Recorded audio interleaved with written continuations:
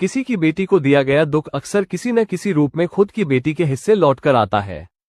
जब किसी औरत को अपमान, ताने, उपेक्षा या छल का सामना करना पड़ता है, तो उसका दर्द केवल उसकी जिंदगी तक सीमित नहीं रहता। कर्म की यह नाजुक लकीर धीरे धीरे उसे उसी रूप में दिखाती है, ताकि इंसान समझ सके कि जो बोया गया वही काटा जाएगा। जिस घर में बहू के आंसू किसी को दिखाई नहीं देते, वहां अक्सर वही लोग ये भूल जाते हैं कि किसी की बेटी की तकलीफ अस्थायी नहीं होती, वो बीज की तरह जमा होती है और आने वाले कल में किसी और के आंसू बनकर फूटती है। जब हम दूसरों की बेटी के दर्द को हल्का समझते हैं, उसकी पीड़ा को नजरअंदाज करते हैं, तो अनजाने में हम अपने ही घर की बेटी की खुशियों की जमीन खोद देते हैं। जिस तरह बहू को समझने वाला कोई नहीं होता, उसका हर रोना और हर खामोशी नजरअंदाज की जाती है, ठीक उसी तरह भविष्य में हमारी बेटी भी किसी और के घर में उसी दर्द से गुजरती है।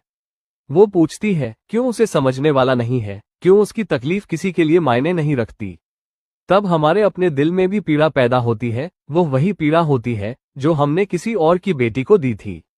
सबसे बड़ा सच यही है कि जिस तरह हम दूसरों की बेटियों के आंसुओं को हल्का समझते हैं, वही जीवन के किसी मोड़ पर हमारी अपनी बेटी के हिस्से में लौटकर आता है।